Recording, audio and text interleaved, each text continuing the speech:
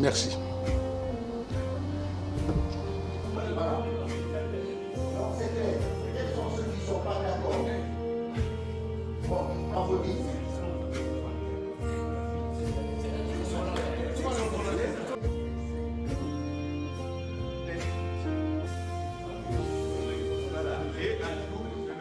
Excellence, Monsieur le ministre de l'Économie et des Finances, Excellence, Monsieur le ministre de la Justice, garde des Sceaux, les experts comptables sont les relais auprès des entreprises, des salariés, des bailleurs de fonds, des banques, des impôts et de l'État lui-même.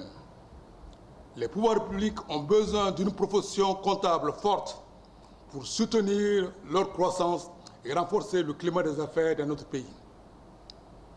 Je voudrais, au nom de ma corporation, mettre notre profession à votre disposition et vous dire combien nous serons heureux de faire chemin ensemble, de vous accompagner dans votre mission de création de la croissance et d'un développement partagé. Un cadre de concertation permanent avec le ministère de l'Économie et des Finances, département de tutelle, devrait permettre d'amorcer cette dynamique. Permettez-moi, Monsieur le ministre, distingués invités, d'aborder synthétiquement les défis auxquels notre corporation fait face et les choix qui nous guident pour les relever. Avec l'appui de nos partenaires et pour lesquels l'implication des autorités et principalement de notre tutelle que vous êtes est vivement souhaitée. Il s'agit de l'adoption du nouveau texte devant régir notre profession, conformément aux recommandations de l'IFAC. Le cadre d'échange avec les bailleurs de fonds en vue d'éviter certaines pratiques de nature à compromettre l'efficacité de nos missions et le choix des procédures de sélection efficientes. La lutte contre l'exercice illégal et la concurrence déloyale dans notre profession. La mise en place du Conseil national de la comptabilité. La confiance en notre profession et l'utilisation de l'expertise de nos cabinets pour les commandes publiques. Je vous remercie de votre attention.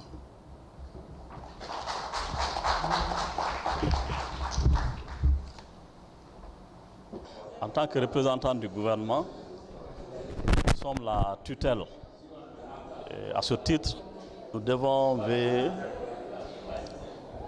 sur la régularité des opérations de vote. Et c'est ce qu'on a fait. On a essayé de voir dans la mesure du possible que le règlement général soit appliqué. Donc le règlement intérieur, mais aussi la loi portant organisation de l'ordre des experts comptables et comptables agréés de Guinée. On a eu à faire quelques recommandations au bureau entrant par rapport à l'amélioration des conditions d'organisation du prochain vote, de la prochaine élection qui aura lieu dans 3 ans. Parce que la loi dispose, avec le règlement intérieur, que le bureau est élu pour un mandat de 3 ans. Donc le président est élu pour un mandat de 3 ans, renouvelable une seule fois. Donc on a fait ces recommandations par rapport aux imperfections qu'on a constatées en vue de corriger cela d'ici la prochaine élection. La transparence a été totale.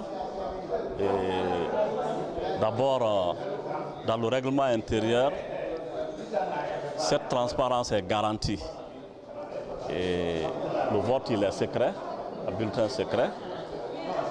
Et le dépouillement est public, donc devant tous les experts comptables et comptables agréés, ainsi que le représentant de l'État, donc le commissaire du gouvernement que je suis. Voilà. Il y a eu le dépouillement. Et pratiquement tous les candidats, élus ou non élus, ont accepté les résultats.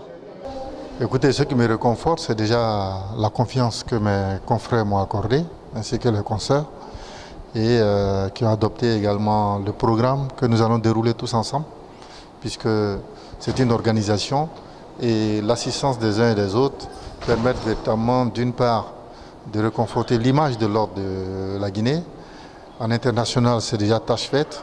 Au niveau local, il va falloir faire des efforts de façon à ce que les attentes des uns et des autres soient complètement comblées au regard de la profession comptable. Le programme, il est divisé en deux ordres. Il y a le volet fonctionnel, donc qui permet tout simplement à l'ordre d'améliorer son fonctionnement, mais aussi développer un peu plus sa visibilité face au grand public. Le deuxième volet, il concerne le réglementaire, l'institutionnel. Et donc c'est un volet très international qui permet d'asseoir un peu plus l'ordre au regard déjà des positions occupées en international, mais de l'autre côté, impliquer les autorités de façon à ce que la profession comptable, qui est essentielle pour toute économie, puisse permettre tout simplement d'avoir plus de crédibilité, plus de visibilité au regard tout simplement des états financiers qui sont produits en local. Voilà un peu les challenges qui nous attendent, avec une forte implication de l'État, puisqu'il va falloir adhérer à l'IFAC, qui est l'instance suprême de la profession comptable dans le monde. Pour nous, la loi déjà nous définit ces obligations. Lorsque vous voyez les tests de l'OHADA, ils définissent déjà les obligations des experts comptables. Et à partir de là, les conséquences également, c'est-à-dire les responsabilités et les sanctions qui peuvent être pénales, mais qui peuvent être aussi en termes de privation de liberté. Donc, ce qui veut dire qu'on a plutôt une obligation de véritablement faire d'abord notre boulot et par la suite accompagner les autorités. Sinon, je pense que ce serait peine perdue.